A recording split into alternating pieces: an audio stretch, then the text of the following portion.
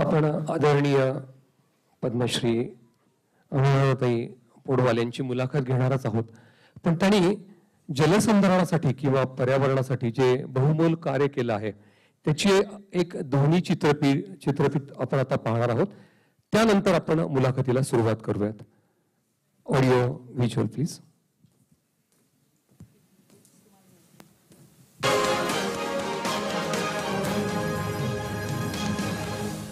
जल संचय, जल संरक्षण के लिए हम भी कुछ जिम्मेवारी उठाएं, हम भी कुछ योजना बनाएं, हम भी कुछ करके दिखाएं. और ऐसा ही करके दिखाया है महाराष्ट्र के सूर्योदय फाउंडेशन ने. प्रधानमंत्री नरेंद्र मोदी से प्रेरणा लेकर फाउंडेशन ने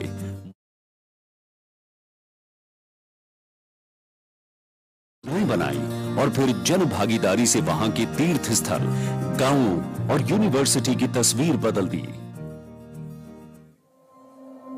बदलते हैं ख्वाब हकीकत में, तू जरा कोशिश तो कर. पत्थर से भी निकल आता है पानी, बस जरा हिम्मत तो कर.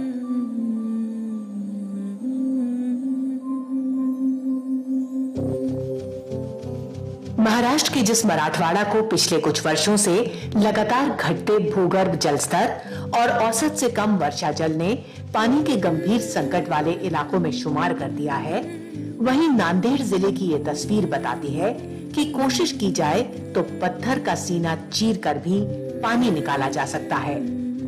जल संकट से निपटने के प्रधानमंत्री नरेंद्र मोदी के विजन और जल शक्ति मंत्रालय की प्रतिबद्धता किस तरह जागरूकता ला रही है, इसकी मिसाल है नांदेड़, जहां स्थानीय लोगों, सामाजिक कार्यकर्ताओं, यूनिवर्सिटी और सामाजिक संस्था ने जब तस्वीर बदलने की ठानी तो फिर सारे ख्वाब साकार होते नजर आ रहे हैं. ऐसी ही एक संस्था है सूर्योदय फाउंडेशन.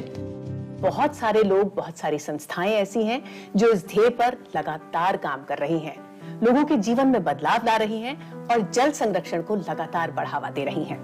एक ऐसी ही शख्सियत इस वक्त हमारे साथ भी मौजूद हैं. हम देर नहीं करेंगे, हम सीधे परिचय कराएंगे आपका अनुराधा पौडवाल जी से. जानी मानी गायिका हैं और अब एक्टिविस्ट बन चुकी है, जल संरक्षण के क्षेत्र में काम कर रही हैं. और मेरा पहला सीधा सवाल यही कि कैसे ये सफर शुरू हुआ, कहाँ संगीत और कहाँ जल संरक्षण? अभी इस साल जब मेरा नांदेड़ जाना हुआ, मुझे बुलाया गया था.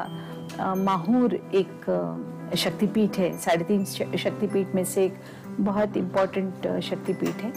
वहाँ पर मुझे गाने के लिए बुलाया. जैसे मैं माहूर गई तो वहाँ पे फिर उन लोगों ने मुझे बोला कि यहाँ बहुत ज़्यादा सूखा है और क्यों ना आप शुरू माता के चरणों के पास जो मातृ तीर्थ है वहीं से करें.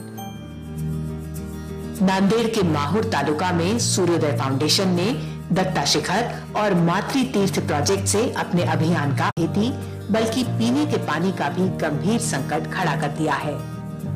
इससे उबरने के लिए जिस तरह के भागीरथ प्रयास की जरूरत है, वैसी ही कोशिश में भागीदार बन रहा है सूर्योदय फाउंडेशन. बहुत सूखा इलाका था ये पूरा. यहाँ पे पानी अभी ये आप जो देख रहे हैं तो ये पूरा गाल से भर गया था तालाब. इसमें 5 लाख लीटर भी पानी नहीं रुकता था, तो आज 5 करोड़ लीटर पानी रुक रहा है. इसकी वजह से ये अभी मंदिर का पानी का प्रॉब्लम सॉल्व हो गया, श्रद्धालु का पानी का प्रॉब्लम सॉल्व हो गया. इस गांव में जो खेती है वहाँ पे भी पानी का बढ़ोतरी हुई. उनके बोरवेल का पानी बढ़ा है, उनके बावड़ियों का पानी बढ़ा है. इस तरह से बहुत सारा फायदा हुआ है ये काम करने की वजह से. और इसी तरह का हमने एक मॉडल जो एग्जाम्पल है वो लोहा तालुका में देखा. वहाँ भी आपकी संस्था पहुंची और काम किया. वहाँ पर भी मतलब ऐसा है कि जनरली ये देखा जाता है कि किसी एक तालुका में जैसे लोग कहते हैं कि हिवरे बाजार, उस पूरे विलेज को उन्होंने इस तरह से किया कि सारे लोग वहाँ पे सेल्फ सफिशिएंट हो गए जी. तो उसी का मॉडल रेप्लिकेट करने की कोशिश करते हैं. But you have to understand कि हर एक विलेज के वहाँ की जमीन अलग है, वहाँ की मिट्टी अलग है. you can't replicate. लेकिन जहाँ जिस विलेज में जिस चीज की रिक्वायरमेंट है तो उसी के मुताबिक you have to make it self sufficient. Nanded के लोहा तालुका में कभी पानी की कोई कमी नहीं थी, लेकिन प्राकृतिक जल के अत्यधिक दोहन और जल स्रोतों की अनदेखी का नतीजा ये हुआ कि यहाँ के ज्यादातर गांव टैंकरों पर निर्भर होते चले गए। पानी बचाने की मुहिम से जुड़े लोगों और संस्थाओं ने मिलकर यहाँ कम लागत और अधिक उपयोगिता वाला सर्कुलर बांध बनवाया, जिससे पानी एक बार में बाहर नहीं निकल पाता, ज्यादा समय तक रहता है और बर्बादी काफी कम होती है। हमारे को पानी टैंकर को ले जाना तो लाइट कभी दिन की रहना कभी रात की रहना, अगर उसके बोर को थोड़ा सा मोटर का कुछ प्रॉब्लम आया तो 2-2 दिन पानी नहीं मिलता था। ये काम करने से और सूर्योदय फाउंडेशन ने हमारे से मदद करने से तो कम से कम यह साल का जितना पानी हुआ हमारे को कम से कम आप कलम्बर को 5 साल तो पानी नहीं कम गिरने वाला है। एक ग्राम पंचायत है भिल्लू नायक टांडा, जी। वो उसको लेके अब बहुत बातें हो रही हैं कि शायद इस एग्जाम्पल से हमको सीख लेके आगे बढ़ना चाहिए। जी। उस एक्सपीरियंस के बारे में भिल्लू नायक टांडा में देखो सिर्फ पत्थर थे, सिर्फ पत्थर एवरीवेयर, इट वाज literally a desert.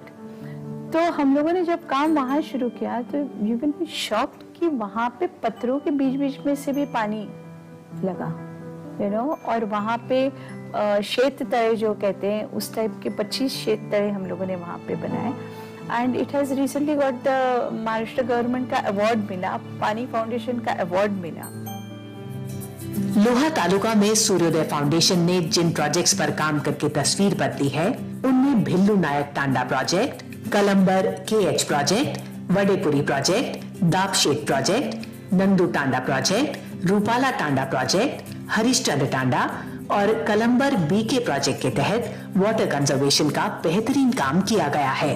Bhillu Nayak Tanda एक ग्राम पंचायत है जिसमें 4 गांव आते हैं। ये पिछले 30 साल से पानी की गंभीर कमी से जूझ रहे थे। 2019 की शुरुआत हुई तो इस इलाके के लोगों ने पहली बार एक बदलाव की भी शुरुआत देखी। मैं जब 16-17 साल का था तो गांव में खेती के लिए जाता था। उस वक्त ये पोजीशन पानी की थी, उसके बाद एकदम सूखा हो गया था। तो आज उस काम का फल, उसकी मेहनत रंग लाई और हमारे जो बचपन का दृश्य था वो अभी हम इस वक्त देख रहे हैं। और आने वाले दिनों में हमारा गांव पानी से बहुत ही समृद्ध और फला फूला रहेगा। इस प्रोजेक्ट का काम पूरा होने के बाद अब इलाके की सरफेस वाटर स्टोरेज क्षमता 14 करोड़ लीटर हो गई है। ये पथरीला इलाका है, लेकिन स्थानीय लोगों और जल संरक्षण से 20 साल से जुड़े बाबूराव जैसे सामाजिक कार्यकर्ता नामुमकिन को मुमकिन बनाने में जुटे हैं। ये बताता है कि कैसे स्थानीय स्तर पर जागरूकता से बड़ा बदलाव आ रहा है। मैंने नागदरवाड़ी में एक इंडो जर्मन वाटरशेड डेवलपमेंट का प्रोजेक्ट था, वो सेटअप करके 1014 हेक्टेयर में पूरा पानी जमीन के अंदर मुराने का काम किया है। वही सोच लेकर मैंने भिल्लू तांडा, रुपला तांडा, हरिचंद तांडा, देवला तांडा, इस तांडे में कुछ प्रयोग ऐसा हो सकता है कि इसके बारे में थोड़ा सोचा, लोगों के पास गया, उसके साथ चर्चा की, तो अभी जितना पानी चाहिए उतना पानी हो गया। इसी सोच और जागरूकता का नतीजा है कलम्बर में नाला बांध का निर्माण। इस बांध को 2 हिस्सों में पूरा किया गया है। इस बांध का नाम राजमाता जीजाबाई और छत्रपति शिवाजी महाराज के नाम पर शिवनेरी रखा गया है।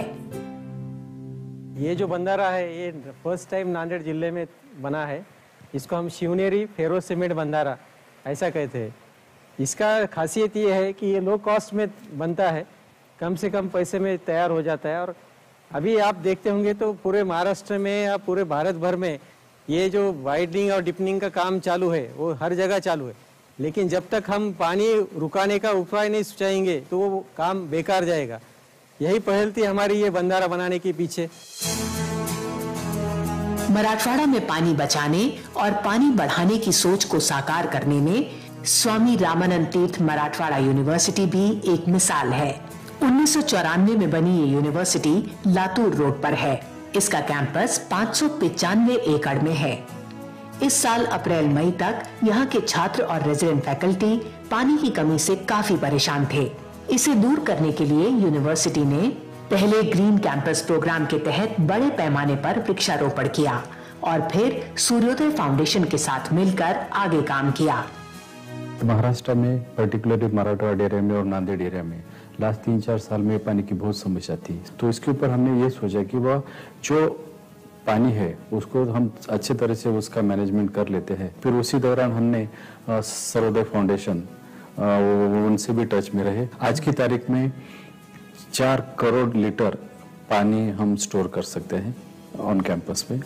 हमारा उद्देश्य है कि 10 करोड़ लीटर पानी अगले 1 साल में स्टोर करने की कैपेसिटी हम बनाने की कोशिश कर रहे हैं।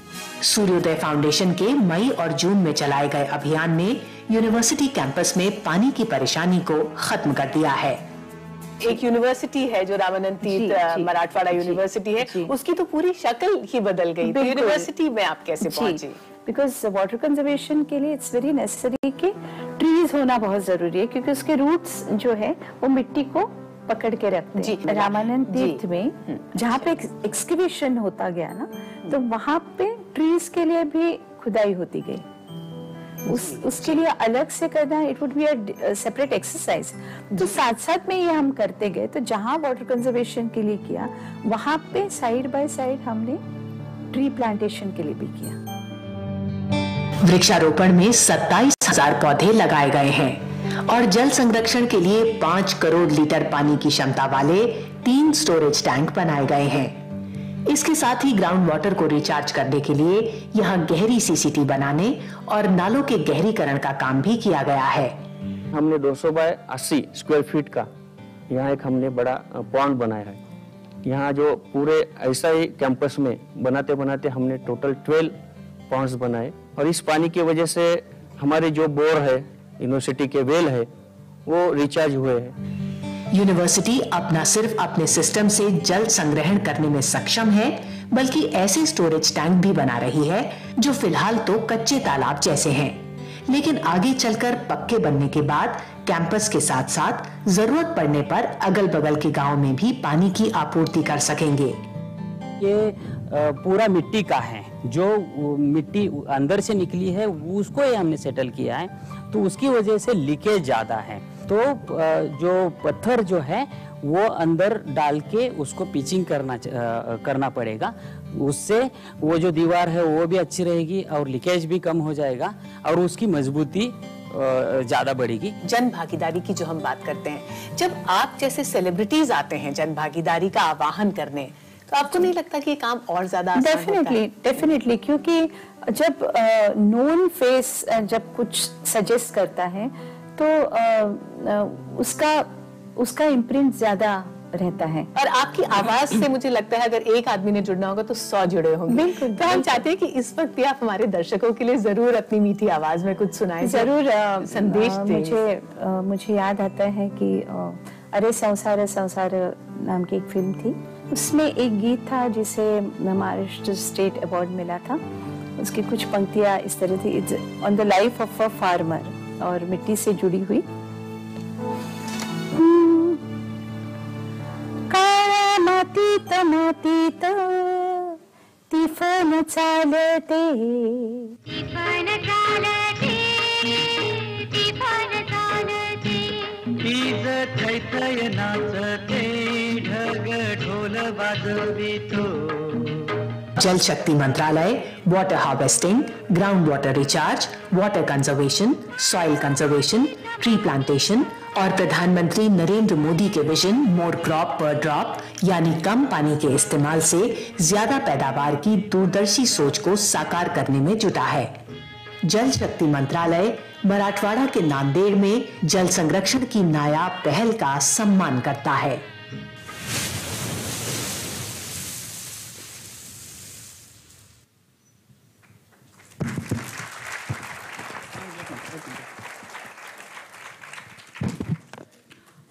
श्रीकांतजी, तुम्हाला थोडं उशिरा वर बोलवलं गेलं, त्याच्याबद्दल अधिक क्षमस्व। श्रीकांतजी म्हणजे माझे अतिशय चांगले मित्र आहेत आणि आनंदाची गोष्ट ही आहे की सूर्योदय फाउंडेशनचे ते ट्रस्टी आहेत। त्यांचा सत्कार मागायची राहिला, त्याबद्दल क्षमस्व, माफी मागून मी त्यांचा सत्कार आता करतो। श्रीकांत चव्हाण, एक नाही फ्रंटी।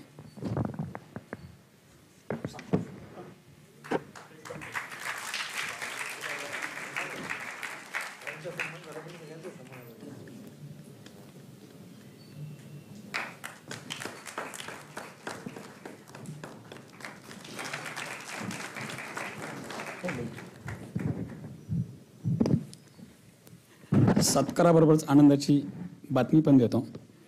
सूर्योदय फाउंडेशननी या उन्हाळ्यापासून म्हणजे आता इथून पुढे जूनपासून श्री क्षेत्र मोठादेवी पाथर्डी यांच्याबरोबर काम करण्याचं ठरवलं आहे. कालच्याच पेपरमध्ये बातमी होती की मोठादेवी ट्रस्टला 10 एकर जमीन मिळालेली आहे आणि ॲडिशनल 20 एकर जमिनीमध्ये प्लांटेशन करायचं आहे. तर हे सर्व हा जो प्रोजेक्ट आहे हा सूर्योदय फाउंडेशनच्या अंडर चालणार आहे. त्यासाठी मी ताईंचे आणि सूर्यकांत दोघांचे आभार मानतो. Thank you so much. धन्यवाद सुधीरजी. मी पुनश्च एकदा ह्या मुलाखतीसाठी अनुराधाताई आणि श्रीकांतजी यांचं परत एकदा हार्दिक स्वागत करतो. सूर्योदय फाउंडेशन खऱ्या अर्थानं हा आपण जी क्लिप पाहिली तर अनेकांच्या आयुष्यामध्ये हा सूर्योदय झाला असेल. मला अजून एक थोडी सुसूत्रता वाटली की ही व्याख्यानमाला तपपूर्ती सोहळा इथे सादर करते आणि आपण जी आता ऑडिओ क्लिप पाहिली ती पण 12 मिनिटाची होती. कदाचित या 12 मिनिटांमध्ये ताईंनी जे मोठं काम करून ठेवलंय किंवा त्याची तपपूर्ती या क्लिप मधून झाली असं मला वाटतं. तर त्यासाठी आपण एकदा जोरदार टाळ्या अनुराधाताईंसाठी वाजवूया. काही वेळापूर्वी श्रीयुत बडवे काकांनी अनुराधाताईंचा थोडक्यात परिचय करून दिला. तो परिचय मला असं वाटलं की या सर्व सुजाण रसिकांसाठी तो अजून परिचय थोडासा विस्तृत असायला पाहिजे होता. तर तो परिचय मी तुम्हाला सांगतो, कारण आज आपण इतके भाग्यवान आहोत की एक इतकी मोठी व्यक्ती किंवा ज्यांच्या कला आविष्कारामध्ये आपण सर्वांनी खूप आनंद घेतलाय त्या कलेचा, ती व्यक्ती आज आपल्या बरोबर इथं मंचावर उपस्थित आहे. तर त्यांचा थोडासा विस्तृत परिचय आपला सर्वांना व्हावा. बघा, अनुराधाजी पौडवाल हिंदी चित्रपट सृष्टीतील एक अत्यंत यशस्वी गायिका. 80 आणि 90च्या दशकामध्ये ज्यांच्या गायकीने सर्वात जास्त दबदबा निर्माण केला अशा या गायिका.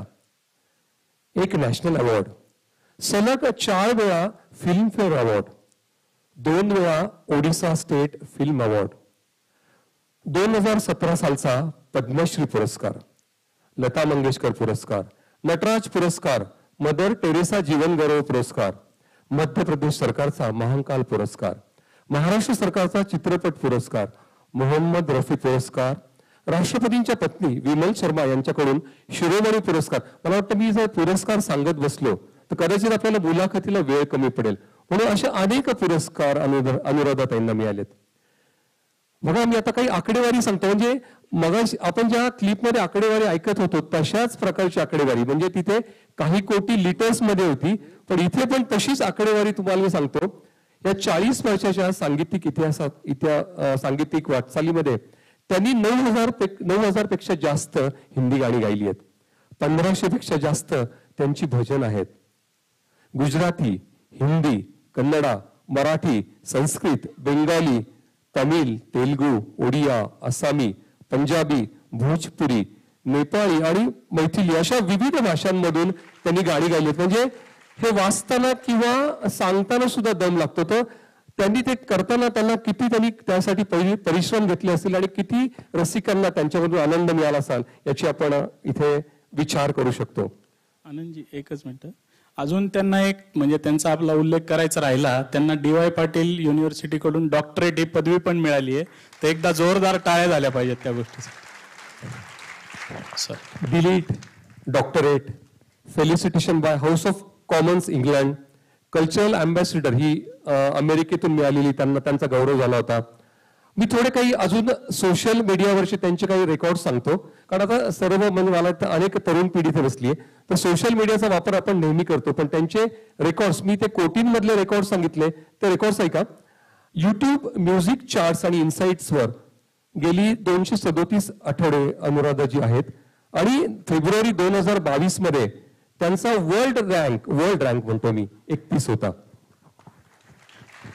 थोडं एक मराठी माणूस म्हणलं की एक आकडा आपल्याला नेहमी संभ्रमात टाकतो, तो म्हणजे 1 मिलियन म्हणजे किती.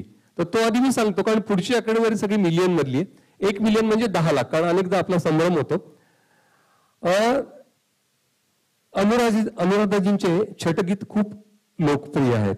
युट्यूबवर त्यांना आतापर्यंत या व्हिडिओसाठी 46 मिलियन व्ह्यूज झाले. 1 मिलियन म्हणजे 10 लाख. गायत्री मंत्र आपण अनेकदा ऐकला, अनुराधाजींचा गायत्री मंत्र अनेकदा ऐकला. त्यासाठी युट्यूबवर त्यांना 170 मिलियन व्ह्युअर्स आहेत. मी मिलियनचा अर्थ आधी सांगितला होता. तसंच हनुमान अमृतवाणीला 450 मिलियन व्ह्युअर्स आहेत. त्यांची शिव आणि दुर्गा भजन अतिशय लोकप्रिय झाली. त्यांच्या सांगीतिक प्रवासाची सुरुवात 1973 साली झाली. तो चित्रपट होता अभिमान. SD बर्मन त्याचे संगीतकार होते. त्यामध्ये त्यांनी संस्कृत श्लोक गाऊन आपल्या गायकीची सुरुवात केली. अनुराधाजींचं पहिलं लोकप्रिय गाणं म्हणजे, मी गाणं सांगितलं की तुम्हाला ती कारकीर्द तुमच्या लगेच पुढे डोळ्यासमोर येईल. हिरो चित्रपटातील तू मेरा जानू है. त्यांनी कोणाकोणाबरोबर गाणी गायली आहेत बघा. किशोर कुमार, मोहम्मद रफी, SP बालासुब्रमण्यम, येशुदास, मन्ना डे, मोहम्मद अजीज, कुमार सानू, उदित नारायण, सोनू निगम, मुकेश, पंकज उदास, मनोहर उदास, सुरेश वाडकर, नितीन मुकेश, अभिजित भट्टाचार्य. मला वाटतं काही नावं राहिली आहेत का? मला वाटतं असं आठवत नाही की कोणाबरोबर गायली नाहीत. तसंच गायिका म्हणाल तर आशा भोसले, कविता कृष्णमूर्ती, अलका याज्ञिक, अशा अनेक. तर आणि अनेक संगीतकारांबरोबरही मला असं हे आलं की तुम्ही इतका विस्तृत त्यांचा परिचय करून देताय तर मुलाखतीला वेळ राहील का. पण मला वाटतं की परिचय करून देणं इतकं महत्वाचं आहे, कारण आपण आज ज्या व्यक्तीबरोबर बोलणार आहोत ती व्यक्ती किती मोठी आहे. त्यांचं बघा, आम्ही काही आता संगीतकारांची नावं सांगतो. SD बर्मन पासून अगदी काही सांगतो, म्हणजे त्यातली अगदी 5-6 सांगतो. SD बर्मन, शिवहरी, RD बर्मन, ठीक आहे.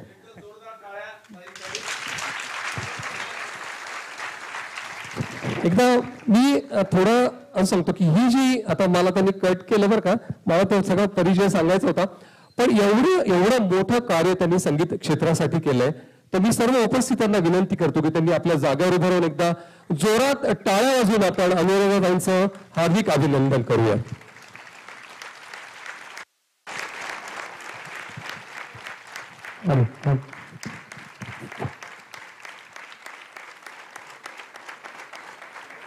धन्यवाद. नगरकरांची ही दाद अनुराधाताई अनेक वर्ष लक्षात ठेवतील याबद्दल मला नक्कीच खात्री आहे. अनुराधा, पहिला प्रश्न की खरंच आम्हाला माहिती आहे की मुंबईहून नगरला येणं ते बाय रोड हे खूप तसं त्रासदायक असतं, कारण आम्ही पण तो प्रवास पाहिलेला आहे. पण नगरला आल्यावर अशी रसिकांची दाद ज्यावेळेस मिळते त्यावेळेस तुम्हाला काय वाटतं नक्की? सर्वप्रथम सर्व नगरच्या माझ्या बंधू भगिनींना माझा नमस्कार. आपण आज मला इथे इतक्या प्रेमाने बोलवलेले आहे, इतक्या आदराने सन्मानाने बोलवले आहे, मी आभारी आहे. धन्यवाद. तुम्ही खूप मोठी यादी सांगितलीत, कोणते कोणते अवॉर्ड्स मिळाले आहेत वगैरे. परंतु मला एक मात्र माझ्या म्हणजे मला सांगितल्याशिवाय राहत नाही म्हणून मी सांगते, कारण हे जे एक अवॉर्ड आहे कदाचित तुम्हाला ते माहिती नाही आहे, कारण ते नुकतंच मिळालेलं आहे. आणि जसं एखाद्या खूप मोठं कार्य करतात, जसं फिलॅन्थ्रॉपिस्ट असतात किंवा ज्यांनी सोशल सर्व्हिस केले, त्यांना नोबेल प्राईजचं जे महत्त्व असतं, नोबेल प्राईज ज्यांना मिळतं तशा दर्जाचं एक अवॉर्ड, आणि ते म्हणजे आदि शंकराचार्य यांचं शृंगेरी मठाचं गानविदुषी संस्थान गानविदुषी हा सन्मान त्यांनी मला आता देऊ केलेला आहे. आणि मला असं वाटतं की सर्व जितके अवॉर्ड्स आहेत ते आपापल्या जागी आहेत. प्रत्येक अवॉर्ड हे ॲप्रिसिएशनच असतं आणि नेहमीच छान वाटतं. पण स्वयं सरस्वतीच्या मठामध्ये, देवळामध्ये ज्यावेळेला त्या संस्थानाची गानविदुषी म्हणून सन्मान मिळतो तो काहीतरी वेगळा असतो. खूप खूप अभिनंदन ताई. आणि आपली मुलाखत सुरू व्हायच्या आधी मला एक सांगावंसं वाटतं की नुकताच म्हणजे आदि शंकराचार्य हे मला अत्यंत माझ्या हृदयातलं सर्वात जवळचं असं मला ते कार्य आहे. आणि नुकतंच मी शृंगेरी पीठाचे शंकराचार्य जे आहेत, श्री श्री शंकर भारती स्वामीजी आहेत, ते सगळीकडे जागोजागी लोकांमध्ये अवेअरनेस जागृत करण्यासाठी, कारण हिंदू लोकांमध्ये जागृती, जनजागृती आणणं हे आज अत्यंत निकडीचा विषय आहे. म्हणजे मला जे भेटलेले लोक आहेत त्यांच्यावरनं मी सांगते, आदि शंकराचार्य किंवा शंकराचार्य म्हटलं की ते कोण, म्हणजे आपले ते इंग्रजांचे पोप तसे का, असं विचारलं गेलेलं आहे.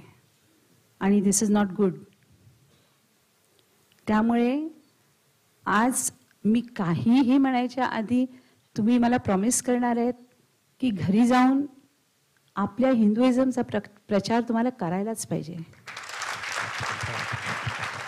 हिंदुत्वाचा प्रचार करायलाच पाहिजे. खूप डिटेलमध्ये जरी नाही गेलात तरी आदि शंकराचार्य हे आपले हिंदूंचे धर्मगुरु, ज्यांच्यावरती काहीही कॉन्ट्रोवर्सी नाही आहे आणि ज्यांचं काहीही मार्केटिंग नाही आहे, असे हे आपले धर्मगुरु आहेत. आणि ते अनडिस्प्युटेड आहेत. त्यामुळे आपले जे घरामध्ये जे सदस्य आहेत त्यांच्या कानावर, मुलांच्या कानावर आदि शंकराचार्य हे नाव वरचेवर पडेल, ही तुमची जबाबदारी आहे. आणि त्याच्यासाठी श्री श्री शंकर भारती स्वामीजी आहेत, ते सगळीकडे जागोजागी जाऊन त्यांनी पूर्ण हिंदुस्थानमध्ये लोकांना शिकवायला सुरुवात केलेली आहे. सौंदर्य लहरीच्या नावाने ॲप काढलेलं आहे आणि ते सौंदर्य लहरी सगळ्यांना शिकवतात म्हणजे त्याच्यावरती गायलेलं आहे आणि आपण त्याच्याबरोबर रिपीट करायचं आहे. तर ते जिथे जिथे जातात त्यांच्याबरोबर मी जाते आणि मी त्याची सुरुवात करते. मी सौंदर्य लहरी गायला सुरुवात करते आणि मग जे तिथे जी ऑडियन्स असते ती माझ्याबरोबर गाते.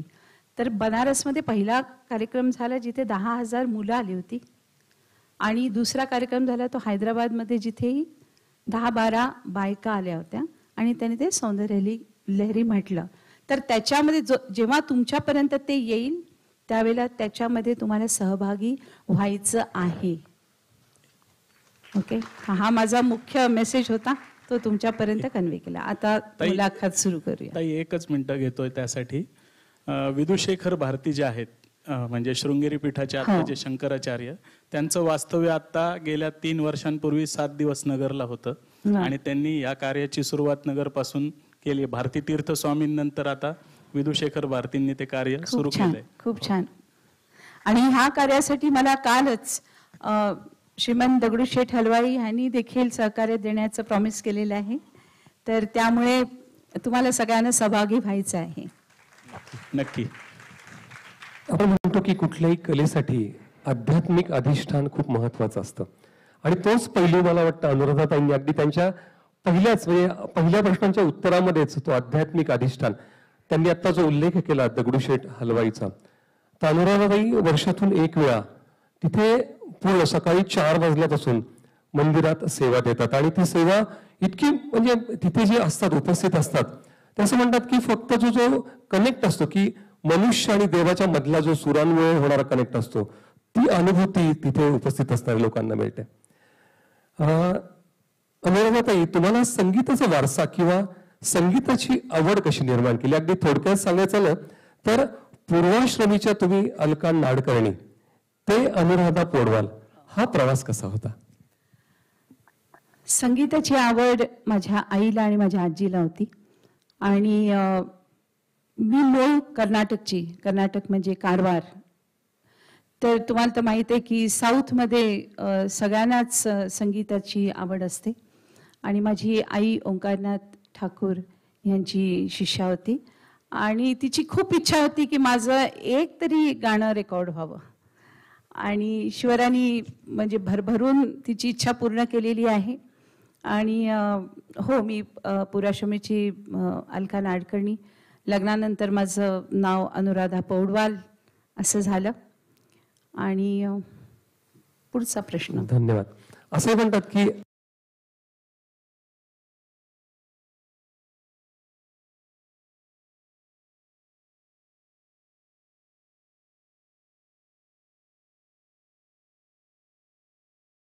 राहायचे आणि त्यांच्या मनात ही इच्छा होती की मला तिसरी मुलगी झाली तर मी तिचं नाव तुझ्यावरनं ठेवीन अलकनंदा. आणि ही कोइन्सिडन्स आहे की पाण्याची जिथे जिथे आम्ही जे जे काम केलेलं आहे तिथे स्वयं गंगा जमुना येतात. वा, क्या बात आहे. आपण म्हणतो अनेकदा की नावात काय, पण नावातच सगळं असतं आणि आपण ते आता अनुभवलं. ताई, 80च्या दशकातील शेवटची काही वर्ष आणि 90च्या दशकातील पहिली काही वर्ष, म्हणजे जे चित्रपट आले, आशिकी असेल, दिल है के मानता नहीं असेल, सडक असेल, दिल बेटा साजन, हे चित्रपट प्रसिद्धीच्या अगदी उत्तुंग शिखरावर होते. आणि त्यावेळेस पण नदीम श्रवण आणि अनुराधाताई असं एक समीकरण जुळलं होतं. तर त्या सगळ्या प्रवासाबद्दल आम्हाला सगळ्या श्रोत्यांनाही ऐकायला आवडेल. 87-88 पर्यंत बऱ्याचशा फिल्म्समध्ये मी गायले होते आणि 88 मध्ये मला बोलावलं गेलं होतं ॲज अ चीफ गेस्ट, ज्यावेळेला अजित कडकडे यांचं डिवोशनल एक अल्बम रिलीज होणार होता आणि हे टी सिरीज रिलीज करत होतं. तर त्यांनी मला विचारलं की आप कुछ हमारे लिए गाइए, कारण ती कंपनी नुकतीच आली होती मुंबईला. आणि मी म्हटलं की ठीक आहे, तर मी उद्या दुर्गा सप्तशती गाते आहे, तर तुम्ही ती रिलीज करा. ते म्हणाले आमच्याकडे आहे. मी म्हटलं तुमच्याकडे असेल पण ही वेगळी आहे. तर ती सप्तशती त्यांनी दुसऱ्या दिवशी ती रिलीज केली आणि पहिल्या सप्तशतीपासूनच मला म्हणता येईल की माझा हा जो म्हणजे सक्सेस जो आहे तो तिथपासून सुरू झाला.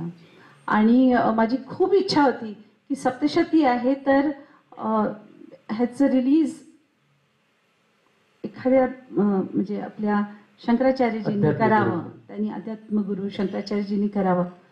तर त्यावेळेला नेमकं मला पत्र आलं की तुम्ही हे रिलीज म्हणजे तुम्हाला करायचं म्हणून तुम्ही सांगितलंय. नेपाळमध्ये वर्ल्ड कॉन्फरन्स रिलिजियस गुरूंचं होतं आहे, तिथे फक्त ऑडिटोरियममध्ये फक्त धर्मगुरू असणार आहेत ऑल ओव्हर द वर्ल्ड. तर तिथे 4ही शंकराचार्य येणार आहेत, तर त्यांच्या हाते ह्याचं अनावरण व्हावं अशी आमची इच्छा आहे. तर ही ती सप्तशती आहे जी तुम्हाला यूट्यूबवरती आहे. ओके. आणि नदीम श्रवण आणि त्याच्यानंतर मग अर्थात आम्ही गाणी रेकॉर्ड करायला लागलो, कारण त्यावेळेला फिल्मची कॉस्ट खूप जास्त होती आणि 4-5 गाणी असायची फिल्ममध्ये आणि त्याच्यामध्ये एखादंच असलं तर कुठलं म्हणजे कर्णप्रिय असं गाणं एखादं असायचं आणि बाकीची सगळी सिच्युएशनल गाणी असायची. त्यामुळे वेस्ट ऑफ मनी होतं फॉर अ म्युझिक कंपनी. त्यावेळेला मी त्यांना कल्पना दिली की आपण 10 गाणी फक्त लिरिकल व्हॅल्यू आणि ज्याला म्युझिकल व्हॅल्यू असेल अशी आपण गाणी रेकॉर्ड करूया आणि आपण ती मार्केट करूया. तर पहिला अल्बम होता लाल दुपट्टा मलमल का, क्या करते थे साजना. तर मी आनंद मिलिंदजींकडे गेले आणि ते मला म्हणाले की क्या करना है. तुम्ही म्हटले की ऐसे गाणे करणे. तर म्हणजे सिच्युएशन क्या.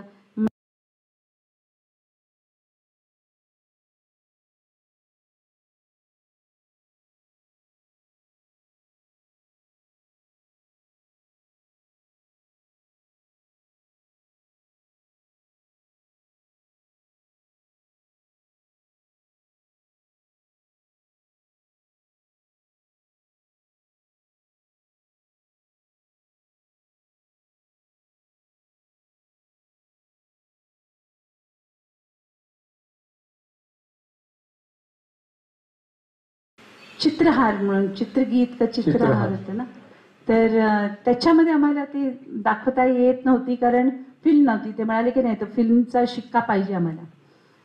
तर मग त्याच्यासाठी मग गाणी पिक्चराइज केली आणि त्याला फिल्मचा शिक्का लागण्यासाठी म्हणून गाण्याच्या मध्ये मध्ये थोडीशी स्टोरी घालून त्याची एक फिल्म बनवली. मग ती फिल्मला काय अर्थ होता की नव्हता त्याच्याशी काही संबंध नव्हता, फक्त ते चित्रहारमध्ये वाजायला पाहिजे आणि दिसायला पाहिजे. त्याच्यानंतर इमिजिएटली हिट झाली. आणि मग नंतर मग आम्ही जिना तेरी गली में झालं. मग नदीम श्रवण बरोबर आम्ही 27 गाणी रेकॉर्ड केली बरोबर. आणि अशीच म्हणजे अल्बम सारखी. आणि मग जेव्हा 27 गाणी झाली त्यावेळेला महेश भट्ट ना आम्ही ती ऐकवली आणि त्यांच्यानंतर ते म्हणाले की मैं इस पे फिल्म बनाता हूँ. आणि मग पहिली फिल्म बनली आशिकी, सेकंड बनली दिल है के मानता नहीं, मग सडक, साथी. ही ती त्या अल्बम मधल्या गाण्यातली फिल्म्स बनलेली. आणि मला इथे नमूद करायला खूप आवडेल की आशिकी, दिल है के मानता नहीं आणि सडक हे 3 चित्रपट सलग आले आणि 3ही चित्रपटांना फिल्मफेअर अवॉर्ड्स मिळाला होता. 90, 91 आणि 92 साली. बघा, ताईंनी आता एक उल्लेख केला की आधी चित्रपटांमध्ये अगदी 2-3 गाणी असायची किंवा अगदी नावाला गाणी असायची. बेटाला मिळालेलं ना, धगधगला मिळाली ना, सडक नाही, सडकला नाही, सडकला मिळालं.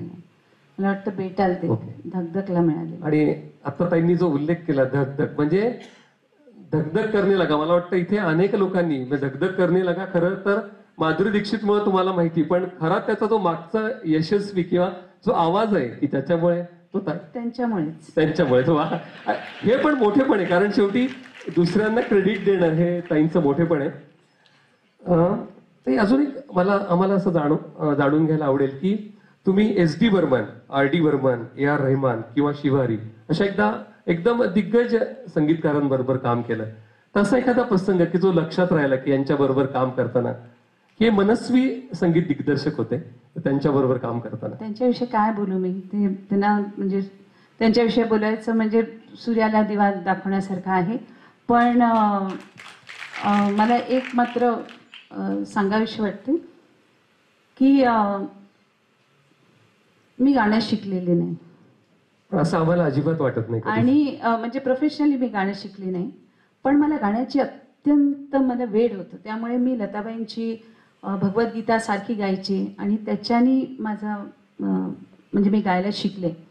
बाकी जसं मिडल क्लास फॅमिलीमध्ये त्यावेळेला होतं की चांगल्या घरातल्या मुली गात नाहीत, तसंच माझ्या वडिलांचं होतं की नाही, तू अभ्यास कितीही कर पण गाणं नाही, म्हणजे film industry is not for us, असं त्यांचं होतं. तर ते माझ्याही डोक्यामध्ये तसंच बसलं होतं. त्याच्यानंतर माझं लग्न झालं आणि असंच पोळ्या लाटता लाटता अरुणजी मला त्यावेळेला अभिमान चित्रपटाचं बॅकग्राऊंड म्युझिक चालू होतं आणि बर्वंदांनी त्यानं सांगितलं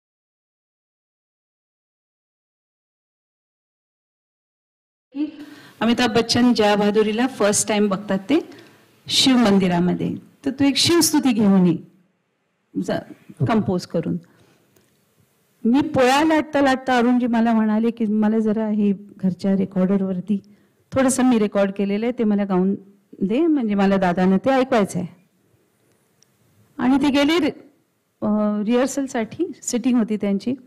लगेच आले आणि ते म्हणाले, दादाने त्यांना विचारले की ये किसने गाया है, कारण तो श्लोक लताबाई गाणार होत्या. ते म्हणाले ये किसने गाया है, तर ते म्हणाले की माय वाइफ है संग, माझ्या बायकोने गायले. तो तुम्हें कभी बताया नहीं 2 साल हुए, ऐसे ही शौक किया गाती है. नहीं उसको बुलाओ, उसी से गवाते ये. तर तो पहिला श्लोक होता ज्याच्यानी ज्यावेळेला मी मायक्रोफोनच्या समोर पहिल्यांदा उभी राहिले आणि ते जसं लोकांना कळलं की लगेच दुसऱ्या दिवशी जयदेवजीने बोलवलं, दुसऱ्या दिवशी कल्याणजी पहिनी बोलवलं, चौथ्या दिवशी लक्ष्मीकांत. त्यावेळेला 3 स्टुडिओज होते, त्यामुळे कुठलीही न्यूज ती भरभर सगळीकडे पसरायची. त्यामुळे मी म्हणजे बिफोर आय न्यू की काय, म्हणजे आम्हाला नाही म्हणायला विचार करायच्या अगोदर ऑलरेडी सुरू झाला होता प्रवास. आणि त्यावेळेला म्हणजे मी खूप घाबरायचे, कारण मला बॅकग्राऊंड नव्हतं क्लासिकल किंवा असं गाणं शिकल्याचं. माझ्यापेक्षा जास्त परफेक्शनिस्ट अरुणजी होते, त्यामध्ये मला ते सोडून दे, काही गरज नाही गायची, सोडून दे. आणि त्याच्यामध्ये ते सगळं सोडून दे असताना मध्ये मग ते एक मला अवॉर्ड मिळालं, तानसेन अवॉर्ड.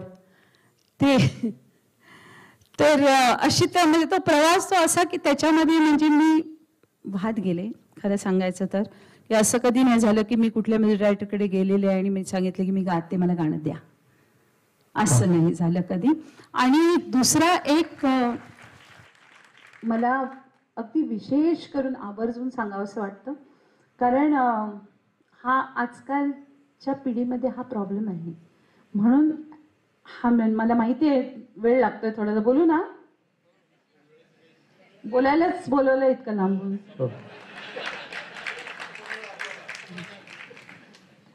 डॉक्टर रसिकांच्या टाळ्यांनीच तुम्हाला उत्तर दिलं की तुम्ही आई तुम्हाला आम्हाला ऐकायलाच आम्ही आलेलो नाही. ती तुम्हाला ओरडत होती म्हणून परवानगी घेतलेली वगैरे. मला एक गोष्ट अगदी आवर्जून सांगा असं वाटतं की मी मूर्तिमंत एक्झाम्पल आहे, जे म्हणजे मी आज जे काय आहे ते माझ्या गुरु, माझ्या सासू सासरे, विशेष करून सासरे. आई तर अर्थात पहिल्यापासूनच होती, पण सासू सासरे त्यांच्यामुळे आज जे काय मी आहे ते त्यांच्यामुळे. त्यामुळे आपल्या वडिलांचे आशीर्वाद हे कधी वाया जात नाहीत. त्यांना टुडे द बिगेस्ट इन्व्हेस्टमेंट हे पैसा नाही, आपल्या वडिलांचे आशीर्वाद, त्यांची सेवा करणं ही इन्व्हेस्टमेंट आहे. त्यामुळे आपल्या मुलांना जी मुलं आजी आजोबाकडे वाढतात ती वेगळी असतात, हा माझा अनुभव आहे. आणि माझी सासू सासरे नसते तर माझी मुलं मी कोणाकडे ठेवली असती. मी ज्यावेळेला मी कार्यक्रम करत होते, बाबांच्या आशीर्वादाची फार मोठी गोष्ट मला तुमच्याबरोबर शेअर करायची. ते म्हणजे आमच्या बाबांना माझं खूपच कौतुक होतं, खूप म्हणजे खूपच. ते म्हणायचे की नाही ही सिंगर बनणार, ही एकदा सिंगर बनणार. आणि अरुण इंचन त्यांचं रोज सकाळी उठलं की एकच असं, बाबा तुम्हाला गाण्याचं काही कळत नाही, ती काय असं घरात गाते म्हणजे तुम्हाला तुमची सून म्हणून वाटते. तेव्हा नाही, तू बघ ती मोठी सिंगर बनणार.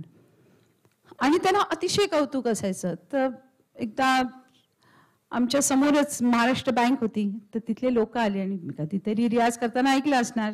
ते म्हणाले की आम्हाला खांडके बिल्डिंगमध्ये तुमच्या सुनेचा कार्यक्रम ठेवायचा गाण्याचा. हो म्हणाले, आम्ही 300 रुपये देऊ. चालेल. मग कार्यक्रम झाला आणि खूपच त्या 300 रुपयेच्या समोर ना आज 3 कोटी रुपये काही नाही. अगदी अगदी. तर तो एक आशीर्वाद किंवा ती सुरुवात होती. तर कार्यक्रम झाला आणि लोकांना खूप आवडला. आणि पुढच्या वर्षी ते लोक परत आले. ते म्हणे की पब्लिक डिमांडनी त्यांनी सांगितले की ह्यांना पुन्हा बोलवा. तर बाबांनी सांगितलं की येईल, पण 350 पेक्षा एकही कमी घेणार नाही. आणि असंच त्यांचं सारखं चालायचं की नाही.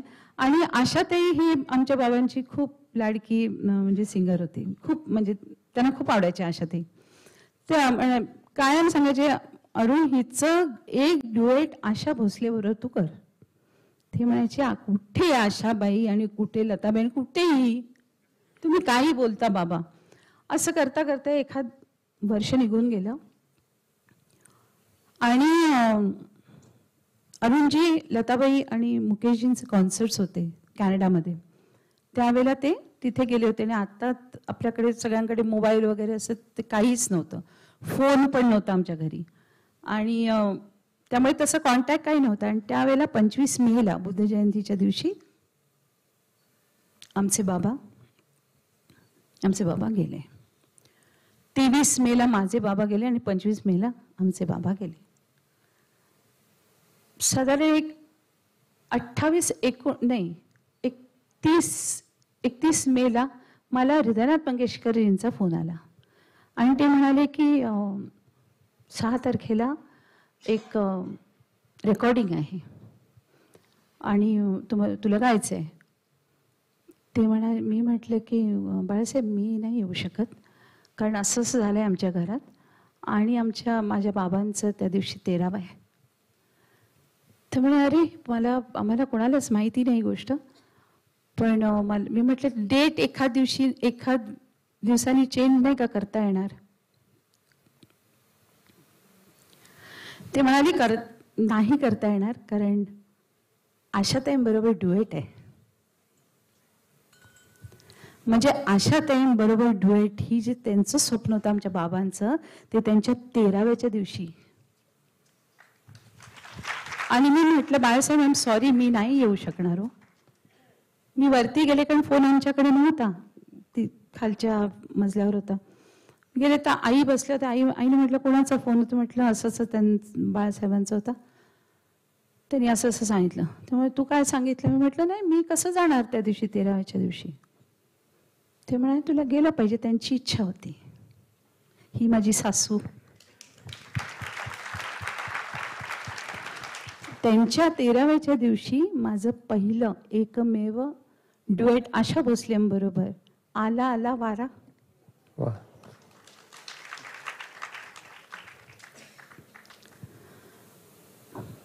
सांगण्याचं फक्त तात्पर्य हे, आणि तिथून माझा प्रवास सुरू झाला. सांगण्याचं तात्पर्य हे आहे, मोठ्यांचे आशीर्वाद, सासू सासऱ्यांचे आशीर्वाद इज अन इन्व्हेस्टमेंट. आणि हे माझे अनुभव मी तुम्हाला सांगते.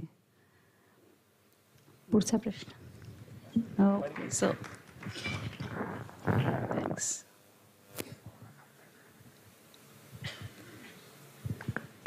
आता पाण्याकडे वळूया. मी अजून एक सांगणार होतो की आपल्या ह्या व्याख्यानमालेचं मूळ उद्देश होता की समाज प्रबोधन व्हावं. असं होता आज आपला विषय होता गायकी ते पर्यावरण. पण ताईंनी अनेक समाज प्रबोधनापर, म्हणजे त्यांनी ज्यावेळेस सासू सासऱ्यांचा उल्लेख केला त्यावेळेस त्यांच्या डोळ्याच्या कडा पाडावल्या होत्या किंवा त्यांना भरून आलं इतक्या त्या आवर्जून. किंवा त्यांनी ते जे सांगितलं की स्त्री शक्तीची सुरुवात, कारण त्या पोळ्या लाटत होत्या, स्त्री शक्तीची सुरुवात ही स्वयंपाकघरातून होते. मला वाटतं यावेळेसही हे खूप मोठं आहे की सगळ्या ज्या मोठ्या मोठ्या घटना असतात त्या स्वयंपाकघरातून सुरू होतात. आणि त्यानंतर आपण जो इतिहास पाहिला किंवा जे काही आपण सर्व रसिकांनी अनुभवलं ते केवळ आणि केवळ अद्वितीय होतं. तरी पुढचा तुम्ही पाण्याकडे, अगदी पुढचा प्रश्न तोच होता की चित्रपट सृष्टी सामान्य माणसाला, म्हणजे आम्हाला सगळ्यांना एक अशी वेगळीच दुनिया आहे. तिथलं ऐश्वर्य, तिथला झगमगाट, हे सगळं इतकं बिझी शेड्यूल सगळं असताना तुम्ही समाजसेवेकडे कसं काय वळालात? समाजसेवेकडे माझा कल पहिल्यापासून होता.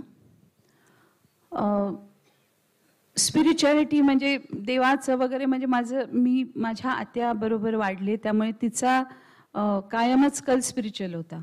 त्यामुळे आणि म्हणजे पार्टीला जाणं किंवा चित्रपट बघणं असं कधी माझ्या वाटेला आलं नाही. त्यामुळे माझं टेम्परामेंटली मी तशीच घडत गेले.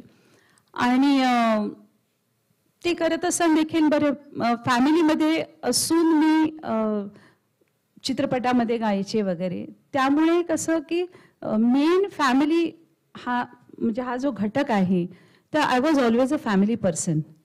त्यामुळे असं नव्हतं की काही गोष्टी कडे लक्ष नाही आहे वगैरे. आणि हे सगळं होत असताना 1983 मध्ये मला एक मुलगी होती, म्हणजे कविता नंतरची. तर ती प्रीमॅच्युअर होती आणि त्यामुळे शी लिव्ड ओनली फॉर 25 days. पण तो म्हणजे कधीही असं न बघितलेलं एकदम झालं त्यावेळेला it was a big shock for me. आणि मला असं वाटलं की सगळं सोडून द्यायचं, म्युझिक वगैरे सगळं काही मला करायचं नाही. पण त्यावेळेला मला असं वाटलं की वाय नॉट, की म्हणजे ज्या प्रॉब्लेमने ती गेली तर तिथे त्या काळामध्ये म्हणजे 83 मध्ये त्यावेळेला निओनेटलसाठी इंटेन्सिव्ह केअर युनिट नव्हतं अख्ख्या हिंदुस्थानामध्ये. आता खूप आहेत. आता म्हणजे प्रत्येक हॉस्पिटलमध्ये म्हटलं तरी चालेल इंटेन्सिव्ह केअर आहे. पण मुंबईच्या नानावटी हॉस्पिटलमध्ये पहिलं निओनेटल इंटेन्सिव्ह केअर युनिट हे का नाही आपण घालूया असं म्हणून मग मी जे काय गायचे ते सगळे पैसे मी त्याच्यात घातले. आणि मग तो एक म्हणजे मनामध्ये होतं की चला मग हँडिकॅप्ड आहेत तर त्यांना व्हीलचेअर्स द्यायचे, किंवा ब्लाइंड आहेत तर त्यांना टेलिफोन बूथ काढून द्यायचे वगैरे, असं छोटं मोठं चालू होतं. आणि नंतर मग 2015 मध्ये वगैरे, कारण मला एक आवर्जून सांगा असं वाटतं की जे लोक शहरामध्ये राहतात ना, तर त्यांना तुमच्या इथे गावाकडे वगैरे काय प्रॉब्लेम्स आहेत ते लोक पोचत नाही. एक तर पहिली गोष्ट माझ्या अनुभवानं मी सांगते, कारण जेव्हा आम्ही हे सगळं काम केली त्यावेळेला आम्हाला तिथले प्रेसची लोक विचारले, तुम्ही एवढं काम केलं इथे कोणालाच कसं माहिती नाही. मी म्हटलं कारण मी जेव्हा सांगितलं तेव्हा हो पण तुम्ही तिथे केलंय ना. म्हटलं का तुम्हाला इथे ताण नाही का लागणार आहे. बरोबर, अगदी अगदी. हा, तर यू कॅन से की नाही हा प्रॉब्लेम तिथला आहे, तो तिथून इथे येणारच ना. तर अशा वेळेला आणि तिथेच माझी श्रीकांतजींची दादांची भेट झाली इंदोरला. तर आणि तिथे भय्यू महाराज त्यांच्याशी माझी भेट झाली, ह्यांच्याशी भेट झाली आणि हे चर्चा करत होते की असं असं शेतकरी खूप आत्महत्या करतायत आणि तिथे पाणी नाही आहे आणि असं आहे वगैरे वगैरे. तर मी म्हटलं मग यांचा पाण्याचा प्रॉब्लेम कसा सॉल्व्ह होऊ शकतो. तर ते म्हणाले की बोरवेल किंवा असं. आता कर्मधर्म सहकार म्हणजे आता माझा स्वभाव आहे तो की एखादी गोष्ट माझ्या डोक्यामध्ये जर का बसली तर मग मी 24 आवर्स मी फक्त तोच विचार मी करते. हा माझा स्वभाव आहे. तुमच्या गाण्यातून आम्ही ते अनुभवलं. तर ते इतकं माझ्या डोक्यामध्ये बसलं तर भिनलं होतं की नेक्स्ट डे मी गेले मथुरेला. माझा कार्यक्रम होता आणि तिथे बन्सलजी म्हणून होते आणि तिथे त्यांच्या मुलीचं लग्न होतं. तर त्यांची जी कुलदेवी आहे ती यमुनाजी आहे. तर ती यमुनाजी आहेत. तर ती यमुनेची पूजा होती तिथे आणि मी विचारत बसले. तर मला असं होतं की आता मी कोणाला विचारतो. मी त्यामुळे भैया बोरवेल अगर करना है तो कितना पैसा लगता है. बोले आपको क्या करना है बोरवेल से, आपका तो प्रोग्राम है शाम को. नहीं वो ठीक है लेकिन कितना पैसा लगता है, किस लिए चाहिए. बोले नहीं 5 लाख में वगैरह ये सब काम नहीं होता है. तो मतलब ऐसा ऐसा है और वहाँ लोग मर रहे हैं इसकी वजह से. तो बोले एक काम करिए मेरी बेटी की शादी होने दीजिए, फिर मैं वहाँ आता हूँ, मैं देखता हूँ और फिर हम तय करेंगे. त्या दिवशी संध्याकाळी यमुनेची जिथे पूजा होती तिथे मी गेले आणि मी हृदयापासून तिला विनंती केली. म्हटलं माते तुझी मुलं तिथे मरतायत आणि तुझी मुलं तिथे सुसाईड करतात पाणी नाही म्हणून. तर मी तुला आव्हान करते तू तिथे ये. तर तिथे जे त्यांचे जे स्वामीजी होते त्या स्वामीजींनी त्यांना सांगितलं, बन्सलजींना सांगितलं, फार मोठा बिझनेस बन बरं. त्यांनी सांगितलं की तुझं इथलं सगळं काम ऑफिसचं मी सांभाळीन, तू ही जे म्हणते हे हिचं काम करून द्यायचं असतो. तर त्यावेळेला बन्सल भैया आले आणि आपण बीडमध्ये 45 किलोमीटर वॉटर कन्झर्वेशन काम त्यांनी आम्हाला मदत केली. ते आमचं पहिलं होतं बरं. म्हणजे जे मला बोरवेलचं करायचं होतं त्यांनी आम्हाला 45 किलोमीटर्स उस्मानाबाद वगैरे सगळं आलं त्याच्यामध्ये वेगवेगळ्या ठिकाणी.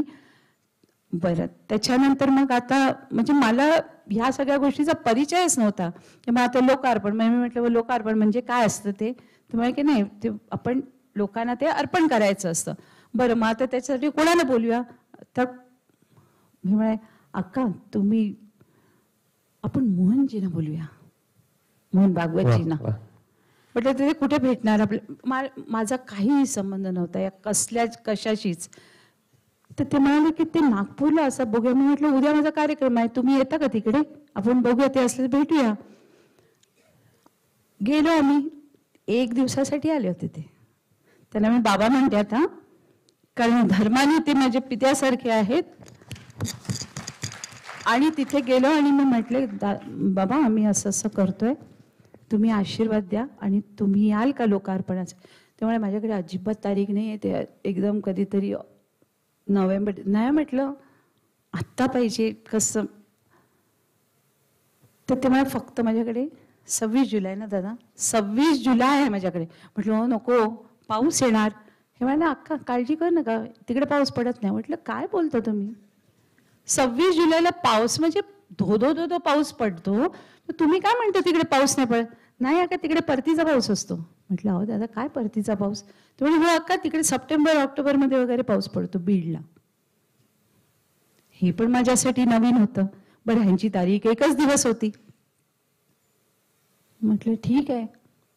बरं त्यावेळेला मग मोहनजी येणार म्हटल्यानंतर तर मग काय उत्साह तर काय म्हणजे आम्ही करू तितकं कमी. मग आम्ही किती दादा आपण 50,000 शेतकऱ्यांना बियाणं वाटायची ते ठरवलं. मग ज्यांनी आत्महत्या केली होती त्या शेतकऱ्यांची पत्नी होत्या, ते बिचारे ते हल घेऊन ते आपल्या खांद्यावरती घेऊन ते जायचे, तर त्यांना बैलांच्या जोड्या, अशा 25 बैलांच्या जोड्या, असं विविध कार्यक्रम, म्हणजे उत्साह इतका दांडगा. अतिशय जोडणं काय असतं ते आम्ही अनुभवतोय तुमच्या सगळ्या ह्याच्यातून. हो, पण ती परतीचा पाऊसची गंमत आहे का ना. मी यांना सांग, दादा हे बघा तिथे पाऊस येतो. हे म्हणाले तुम्ही काळजी करू नका, ते कोण त्यांनी पूजा बिजा करून पावसाला बांधून ठेवलं. म्हटलं अहो मला घेऊन चालले आहेत, अलग नंद आहे मी. तुम्हाला मी सांगते, मी बीडला गेले, म्हटलं नाही मला विश्वास नाही, मी पहिल्यांदा जाऊन बघणार की तुम्ही बरोबर टेंट बरोबर लावलाय ना, व्यवस्था बरोबर केली आहे ना, ते सगळं बघणार. म्हणून मी 26ला नाही, मी 22 तारखेला गेले बीडला.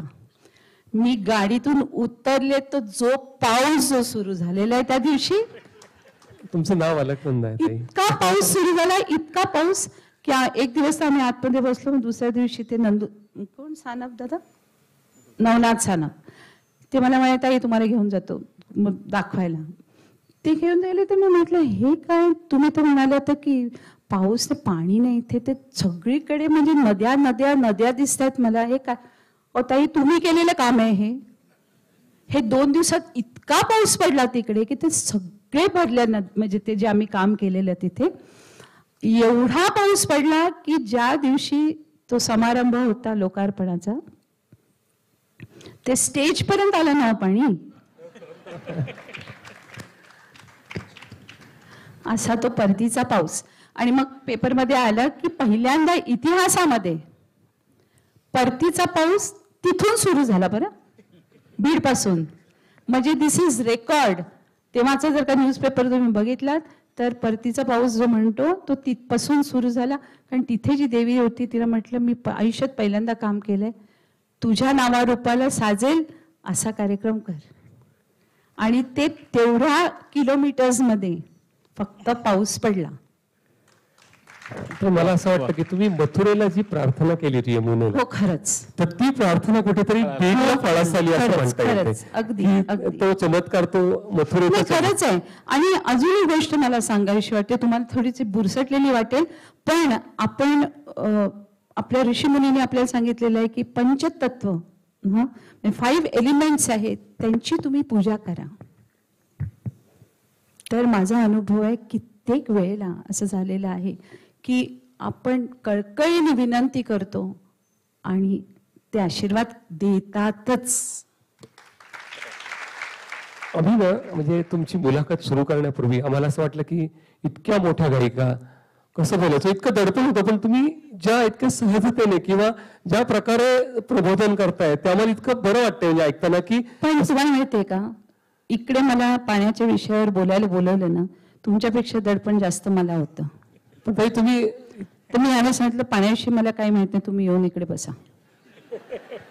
पण आता तुमच्या नावात पाणी आहे, तुम्ही एवढी प्रार्थना केली, ते पाणी आपोआप बाहेर पडतंय, प्रवाहित होतंय, असं म्हटलं तर मला वाटतं वावगं ठरणार नाही ते पाणी. पण मला हेच सांगायचं की आपल्या ऋषीमुनीने जे आपल्याला सांगून ठेवलेलं आहे ना की पाण्याची म्हणजे वर्षेची उपासना करा, तिला आवाहन करा, ते खरं आहे हो, ते खरं आहे. मनापासून केलेली प्रत्येक गोष्ट अगदी प्रवाहित होते असं म्हणता येईल. आणि इट्स अ कोइन्सिडन्स, कारण मी माझ्या मुलीला सांगत होते की पाण्याचं जे पण काम आपण करू ते आपण कुठल्या तरी देवळाच्या जवळ करूया, आपण देवळाजवळ करूया की लोक तिथे जास्त जातात तर त्यांना बघायला मिळेल. पहिलं काम आपण अंबेजोगाईच्या तिथे टाक्यांचं केलं दादा तिथे.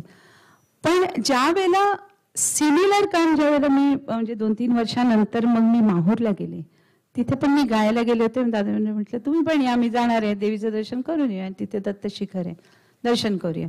तर तिथले लोक आले, ते म्हणत आहे तुम्ही बीडमध्ये काम केलेलं आहे, तुम्ही इथे करा, नाही ते एक ड्रॉप नाही पाणी. म्हटलं चालेल दादा, बघा त्यांचं कुठे ती जागा वगैरे आहेत, त्यांच्याबरोबर एक्सपर्ट, ते स्वतः एक्सपर्ट आहेत, त्यांच्याबरोबर पण जे एक्सपर्ट आहे म्हटलं ते बघा. तुम्ही एक काम करा ना, तुम्ही मातृतीर्थपासून सुरू करा माहूरच्या. तर म्हटलं ठीक आहे, मग आता पैसे जाऊन द्या, जे काय आहे थोडं थोडं मी घालीन त्याच्यामध्ये. माहिती कोणाला की एवढे 10 गावं होणार ती. मातृतीर्थापासून सुरू केलं. जसं सुरू केलं, जसं त्यांनी एक्सपर्ट, आणि त्यावेळेला माझा भाचा JCBचा he was the chief manager. तर त्यांनी त्याला ते म्हणाले, मावशी मी तुला CSR नाही देऊ शकत, पण आमचं सगळ्यात स्ट्रॉंगेस्ट जे मशीन आहे JCB ते मी तुला देतो, म्हणजे 2 महिन्यासाठी. जसं तिथे काम सुरू केलं, आणि हे जल मिनिस्ट्री फॉर्म व्हायच्या आधीची गोष्ट आहे, म्हणजे जल मिनिस्ट्री झाल्यानंतरची गोष्ट नाही आहे ही, आधीची गोष्ट आहे आणि पावसाच्या आधीची गोष्ट आहे. तर जिथे जिथे JCB चालू झालं तिथे तिथे इमिजिएटली सगळे झरे लागले, सगळीकडे झरे लागले, इतके झरे लागले की मोठा तलाव बनलाय तिथे, खूपच सुंदर. आणि मग मुंगंटीवार म्हणून ते फॉरेस्ट मिनिस्टर होते, तर मी गेले होते ॲग्रिकल्चरमध्ये, ते फॉरेस्ट डिपार्टमेंटमध्ये. तर मी म्हटलं ते की मला थोडं रिझनेबल रेटमध्ये द्याल का तुम्ही झाडं, 1000 झाडं.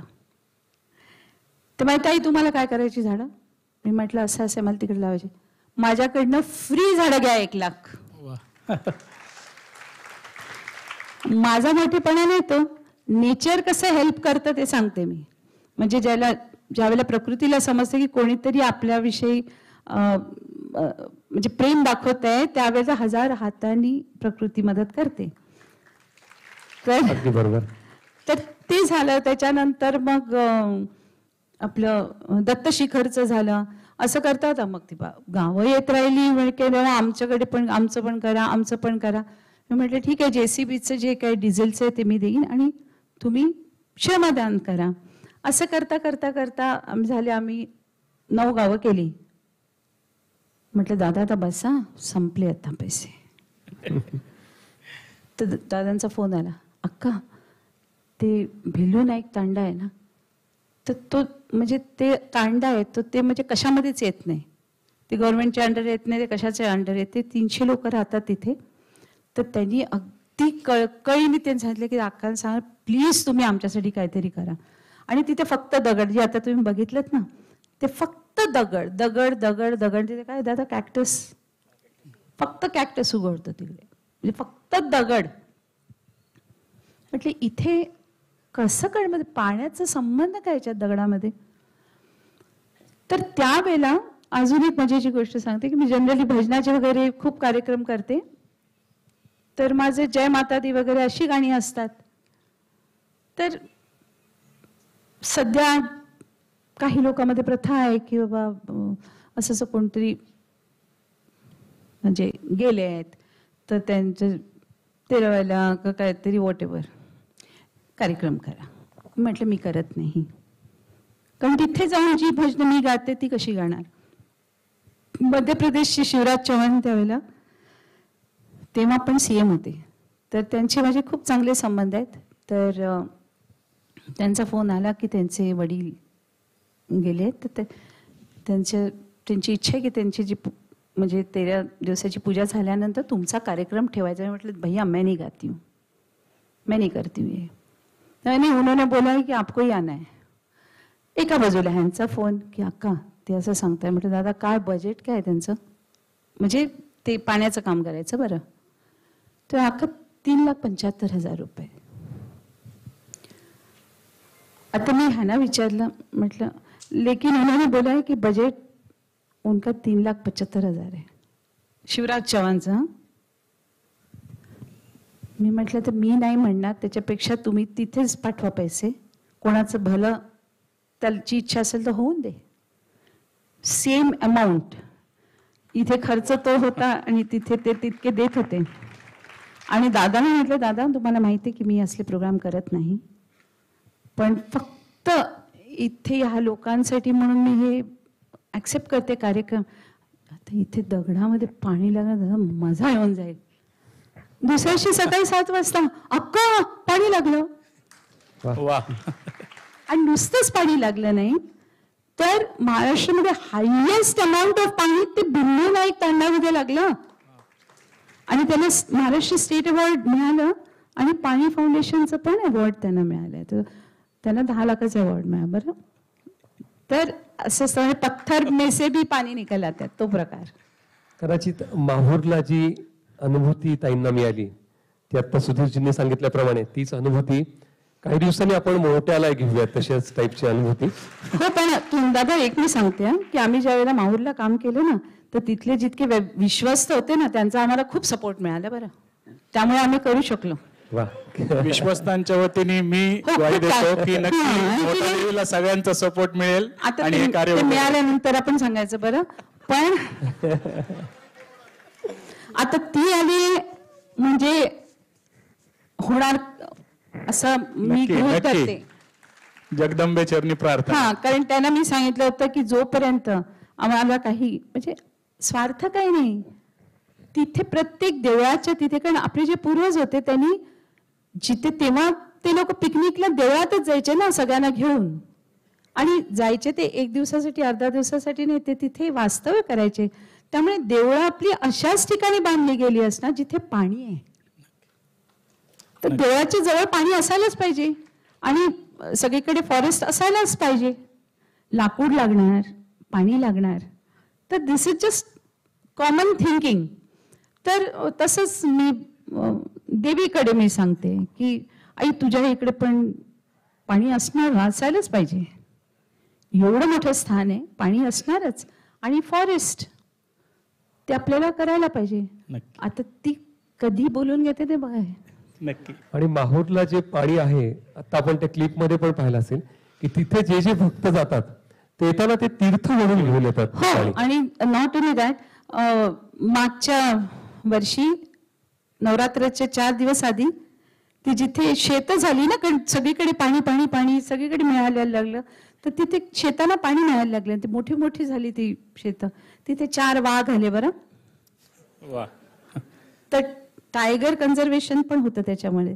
आणि तिथे कुठेही टायगर कन्झर्वेटरी नाही आहे. तिथे 350 kilometre is the nearest reserve, tiger reserve, ते चंद्रपूरच्या जवळ आहे. तर तिथून 4 दिवस नवरात्रीच्या आधी 4 वाघ आले तिथे. कदाचित ते देवीचं वाहन म्हणून आणि तुम्ही केलेलं इतकं चांगलं म्हणून आले. पण मी असं विश्वास करते आहे की मोठ्या देवीचे विश्वस्त ऐकतायत. हो, ऐकतात. समोर बसलेले ते एक त्यापैकी. काळोखात दिसत नाहीत मला. ताई, आपण संगीत क्षेत्रामध्ये नावलौकिक कमवलेलंच आहे आणि आपण पर्यावरण या विषयाला हात घातलाय. तर मला असं विचारायचं होतं की सगळ्यांच्या दृष्टिकोनातून की आपण पर्यावरणामध्ये 3 आयाम आहेत तसे, पेड, प्लॅस्टिक आणि पाणी. तर आपण पाणी हे निवडण्यामागचं काही अनुभूती किंवा काही कारण, विशेष कारण? दादा, मी पाणी निवडलं नाही, पाण्याने मला निवडलंय. मी कुठून निवडणार मला सांगा. मुंबईमध्ये म्हणजे मला तर माहिती पण नव्हतं. आता मी तिथे लोकांकडे सांगते की असं करायचं, पैसा कौन देगा असं विचारतात मला. मी म्हणते की अगर आप ऐसा सोचो कि आपकी बिल्डिंग में एक दिन नल बंद हो गया, पानी आना बंद हो गया, तो आप ये पूछेंगे, अगर आपको प्यास लगे तो आप बिल्डिंग के नीचे उतर करके खुद खरीदेंगे कि उधर गेट पे खड़े रह के पूछेंगे पैसा कौन देगा? सेम आहे हे. तर हे जागृती व्हायला पाहिजे. पण आता पुष्कळ लोक काम करतायत, खूप फिनॉमिनल काम करतायत. म्हणजे रेन वॉटर हार्वेस्टिंगचं करतायत, छानपैकी काम करतायत. पण आणखी म्हणजे असं नका विचार करू की आम्ही काय करू शकतो, तुम्ही करू शकता काही नाही. तर तुमच्या कामवाले बाईला सांगू शकता की एवढा मोठा नळ नको सोडू, ते पण काम आहे. चॅरिटी बिगिन्स ॲट होम आपण म्हणतो. ताई, असा एक म्हणजे तुमच्या ह्या बोलण्यातून असा एक प्रश्न आला की मोहनजी भागवत आले होते, म्हणजे अर्थात RSS होतं. अध्यात्माचं तुम्ही अधिष्ठान सांगितलं, अध्यात्माचं अधिष्ठान सांगितलं आणि समाजसेवा, ह्या परस्पर पूरक गोष्टी आहेत. म्हणजे RSS, हो ना, आध्यात्मिक अधिष्ठान आणि समाजसेवा, याची जोड तुम्ही कशी लावाल म्हणजे ह्या तिन्ही गोष्टींची? नाही, एक मॉरल सपोर्ट मिळतो ना. आता म्हणजे बाबांनी म्हणजे मोहनजींनी सांगितलं की नाही, हिला जो काय सपोर्ट लागेल तो द्यायचा. आणि मला वाटलं की म्हणजे मला बरं वाटावं म्हणून म्हणतात. पण एकदा बॉम्बे एअरपोर्टला मी एका फ्लाईटमधनं आले, ते दुसऱ्या फ्लाईटमधनं आले आणि मी धावत गेले त्यांच्याकडे. म्हटलं बाबा तुम्हाला माहिती आहे का तिकडे असं असं पाणी लागलं. त्यामुळे तुम्ही जे करताय ते प्रत्येक गोष्ट माझ्या कानावर येते बरं. म्हटलं प्रत्येक गोष्ट मला माहिती आहे की ते कुठे कुठे तुम्ही काम करताय ते. आणि मला इतका आनंद झाला की म्हणजे त्याचं जे जलपूजन आहे मातृतीर्थाचं ते मोहनजी भागवत यांच्या हस्ते केलं. तुम्ही जे नांदेड विद्यापीठात जे काम केल्यानंतर मुलांबरोबर ते खूप सर्वश्रुत आहे, म्हणजे तर त्याबद्दल अगदी सर्व रसिकांना ऐकायला आवडेल की नक्की ते का, कारण तुम्ही इथे संस्थांबरोबर काम करत होता, तिथे एकदम विद्यापीठात जाऊन काम केलं मुलांबरोबर.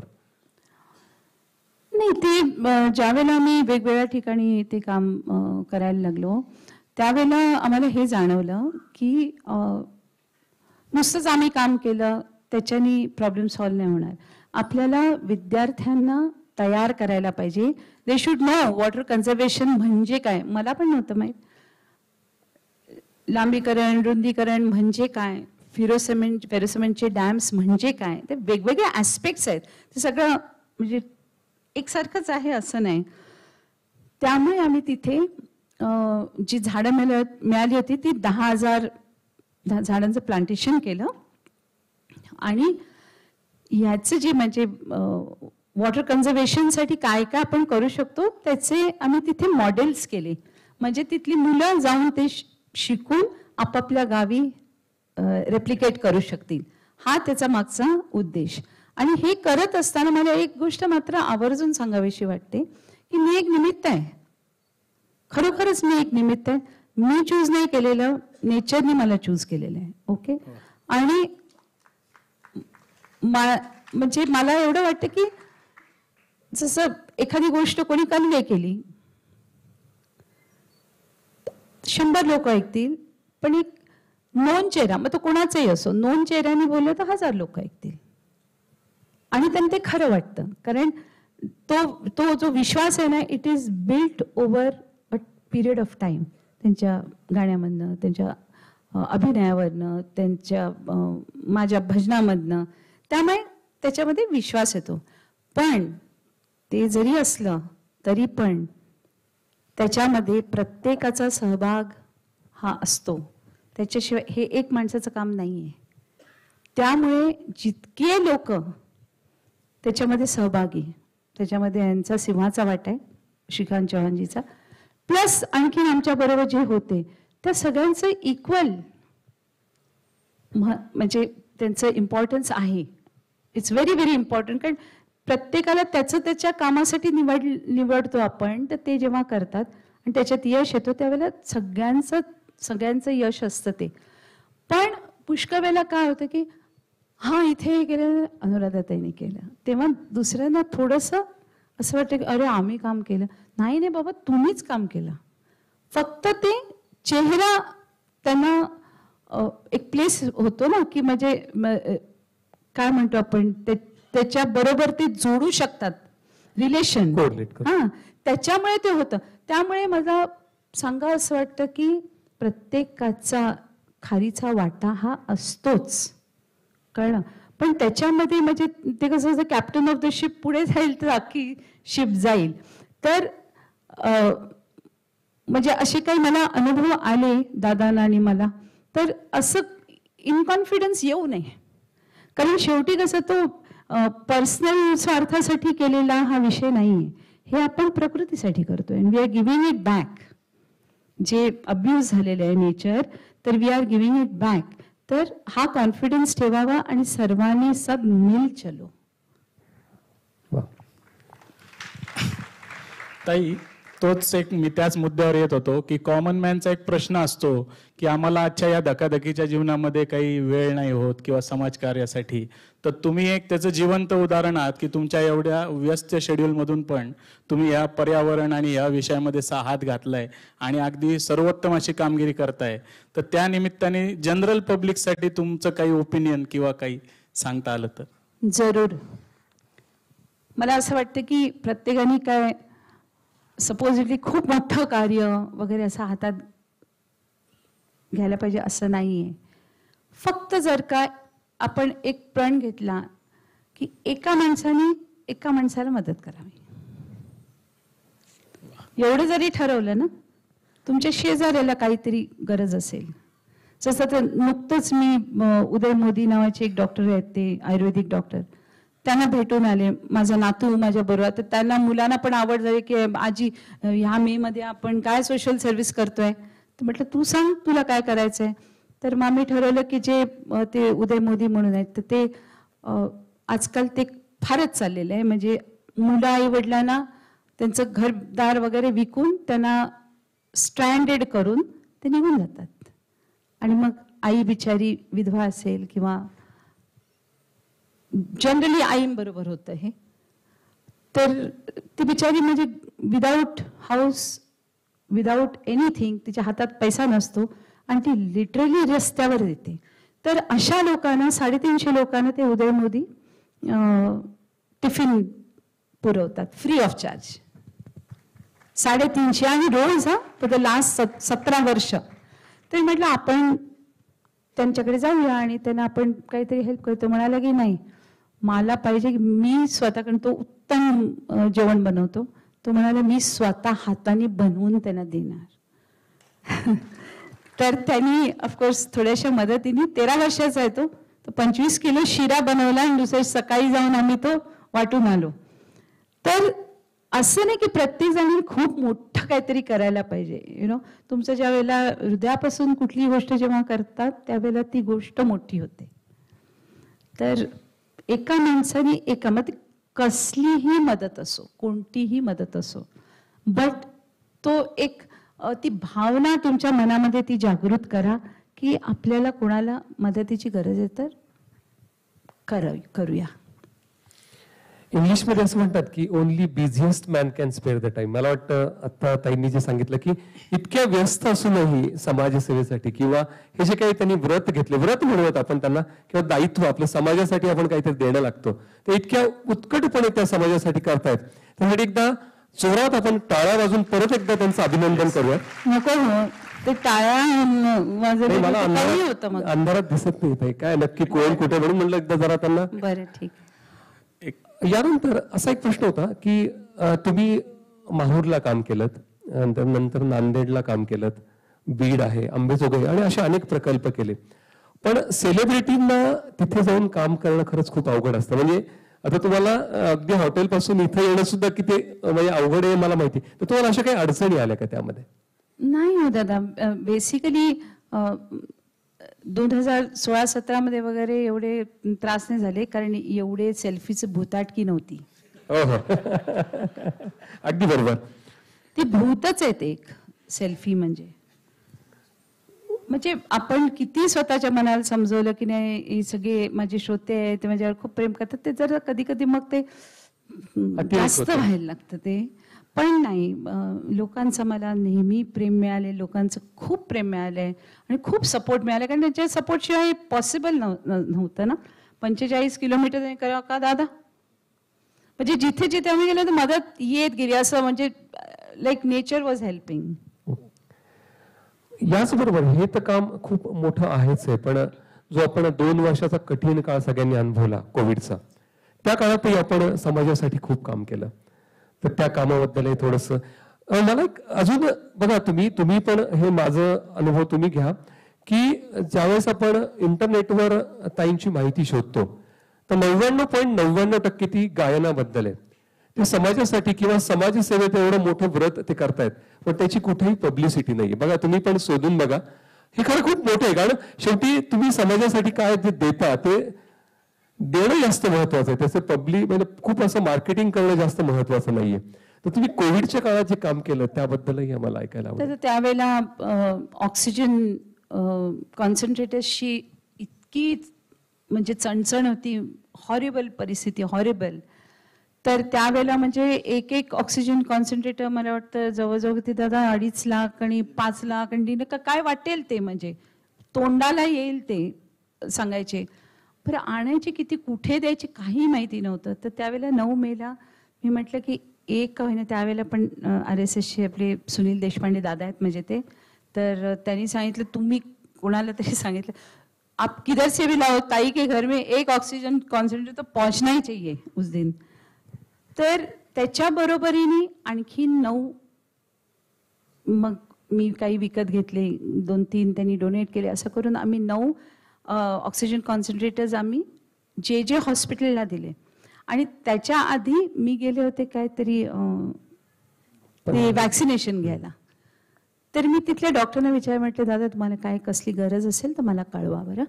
त्यामुळे ताई आमच्याकडे ऑक्सिजन कॉन्सन्ट्रेटर. म्हटलं तुम्ही काय बोलता, काय जे हॉस्पिटल ऑक्सिजन कॉन्सन्ट्रेटर नाही, मग तुमच्याकडे कोविडच्या आल्यामुळे काय करतात? नाही आहे ताई, तसं नाही आहे. तर 9च्या 9 पाठवले. आणि 9 मेला अरुणजींचा वाढदिवस असतो, त्यामुळे आम्ही जे त्या दिवशी करतो त्याची थोडी बहुत आम्ही पब्लिसिटी करतो. पब्लिसिटी म्हणजे लोकांना पर्यंत पोचवायला. जसं लोकांना कळलं की 9 म्हणजे तिथे गरज आहे जे मध्ये, तिसऱ्या दिवशी 45 ऑक्सिजन कॉन्सन्ट्रेटर जे मध्ये पोचले होते. तर हा फरक होतो. ज्यावेळेला कुठली सेलिब्रिटी किंवा नोन फेस ज्यावेळेला एखादं कार्य करते ना, ते ज्यांना मार्ग माहिती नसतो, मग तिथेच आम्ही जेलाच आम्ही ॲम्ब्युलन्स दिली, स्पेशलाइज ॲम्ब्युलन्स दिली, व्हेंटिलेटर दिला, तसं मग बनारसला दिलं. मग हे म्हणजे सगळेच करत होते. तिथे मी काय छोटं असं मी सांगू तुम्हाला, पण तुम्ही विचारलं म्हणून मी सांगितलं. ओके. काय असतं पण असं काम सुरू झालं की नंतर त्याची चळवळ बनते. म्हणजे त्यांनी सांगितलं की आधी काहीच दिले, पण त्यांनी जे काही पुढाकार घेतला, त्या पुढाकार घेतल्यामुळे पुढे जी चळवळ निर्माण झाली ती जास्त महत्वाची आहे. ही जी आपली सूर्योदय संस्था आहे, याच्या भविष्यामध्ये काही असे प्लॅन्स आहेत का की जे आम्हाला, जो गरजू येतो, मी करू शकत असेल मदत तर मी करते, एवढंच आहे त्याचं. असं नाही की. आणि सध्या जे आम्ही काम करतोय दादा आणि आम्ही मिळून, ते लातूरला एक स्नेहालय ना दादा, स्नेहालय नावाची एक संस्था आहे. तर त्याच्यामध्ये रवी भोपटले म्हणून आहेत. तर त्यांनी काय केलेलं आहे की गेल्या काही वर्षापासून त्यांनी HIV मुलं जी आहेत ना त्यांना अडॉप्ट केलेलं आहे. आणि त्यांचं फ्री खाणं पिणं राहणं कपडे मेडिसिन्स हे सगळं फ्री करतात ते. तर आता आपण त्यांना ती म्हणजे छोटीशी जागा होती, आता ती मोठी झालेली आहे, मुलं मोठी झालेली आहेत, त्यांच्यामध्ये मुलांची लग्न होत आहेत. पण आता नवीन मेडिकेशनमुळे जरी 2 पॉझिटिव्ह HIV असतील तर त्यांना त्या मेडिकेशनमुळे जे होणारं मुलं आहे ते निगेटिव्ह होतं. ओके, म्हणजे it's a very very big step in medicine. तर त्यांच्यासाठी मग आपण ती जागा बांधून देतोय. तर ते स्कूल आता ते जुलैमध्ये कंप्लीट होणार. तर ते सूर्योदयचं आता जे सध्या चाललेलं आहे. मग येतातच म्हणजे लोक की माझी बायको ICU मध्ये आहे आणि तुम्हाला तर माहितीच आहे हॉस्पिटलचे चार्जेस काय आहेत. आणि खूप हॉस्पिटल्समध्ये होतं पहिले पैसे भरा तोपर्यंत इलाज करणार, सर्व तऱ्हा होतात. तर जे आपल्या परीने जे काय करू शकते मी ते करते. आता ही जी स्नेहालय संस्था आहे त्याची सुरुवात नगरमध्ये झाली. नगरमध्ये खूप मोठी, तुम्ही ज्यावेळेस पुढच्या वेळेस याल डॉक्टर गिरीश कुलकर्णींनी सुरुवात केली, आपण नक्की त्या संस्थेला भेट देऊयात. प्रसादजी, याच माध्यमातून श्रीकांतजींना मला प्रश्न विचारायचा की आपलं जे कार्य आहे त्याची एक थोडक्यात माहिती तुमच्या तोंडून ऐकली तर बरं होईल.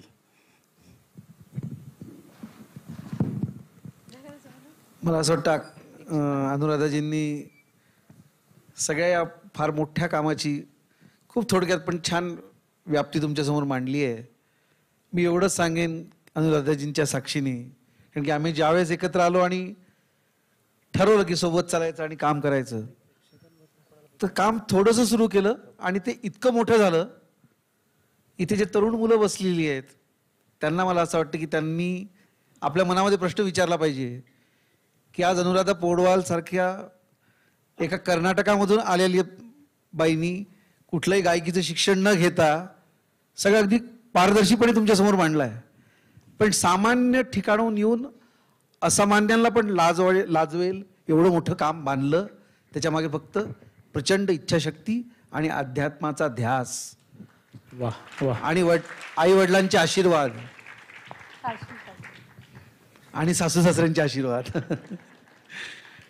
तर ही प्रेरणा घेऊन तुमच्यापैकी प्रत्येक जण एक अनुराधा पौडवाल नक्की होऊ शकतो.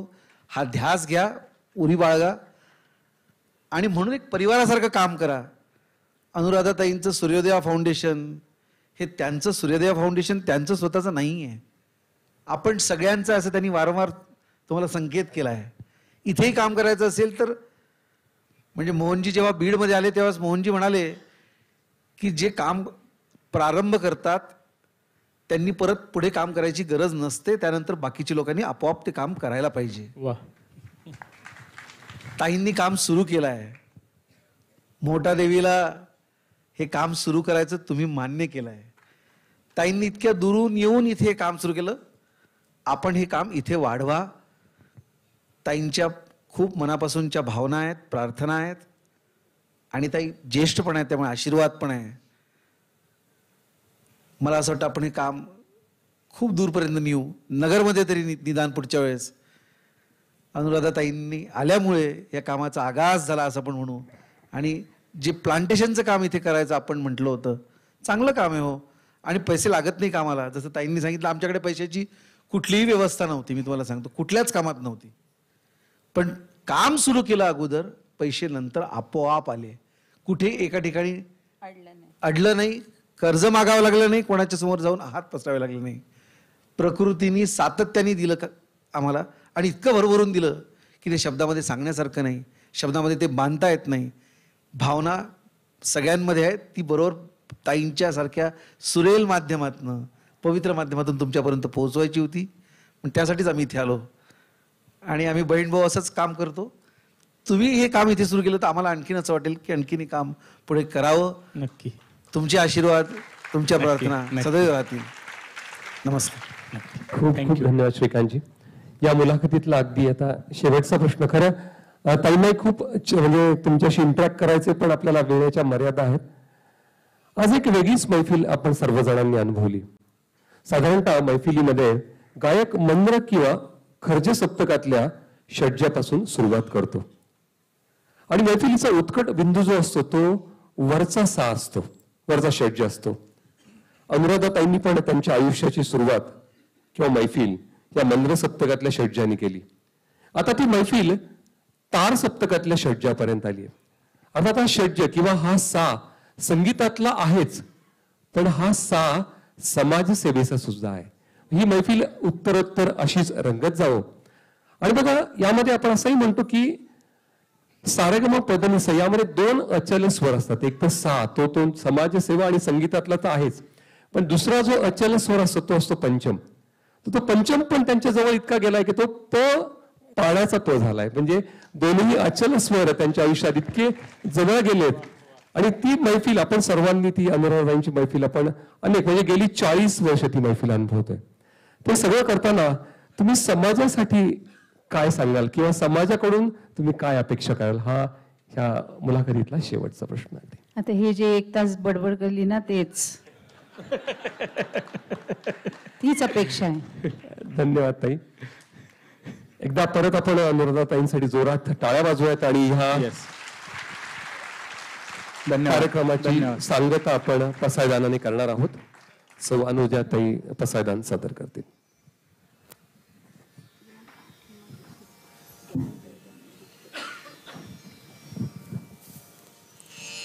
आता विश्वात्मके देवे येणे वाग्यज्ञे तोषावे तोषो निमज द्यावे पसाय दान हे जे खळांची व्यंकटी सांडो तया सत्कर्मी रती वाढो भूता परस्परे पडो मैत्र जीवांचे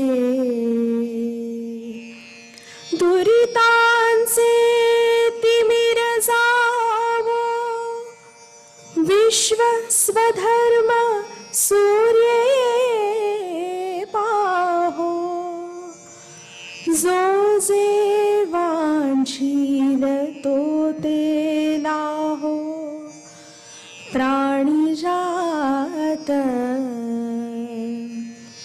वर्षत सकळ मंगळी ईश्वर निष्ठांची मांदियाळी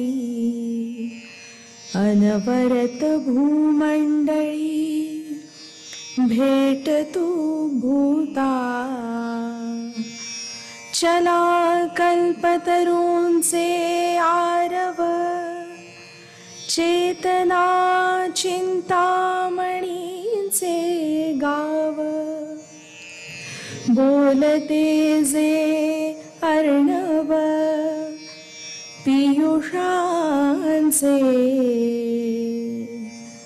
चंद्रमेजे अलांछन मार्तंड जे तापहीन ते सर्वाही सदा सज्जन सोय रे हो तू किंबहुना सर्वसुखी पूर्ण होनी तिन्ही लोकी भजिजो आदिपुरुखी अखंडित आणि ग्रंथोपजीविये विशेषी लोकीये दृष्टादृष्ट विजये हो आवेजी येथ म्हणे श्री विश्वेशराव हा होईल दान पसावो येणे वरे ज्ञान देवो सुखिया झाला सुखिया झाला सुखिया झाला ओम शांति शांति शांति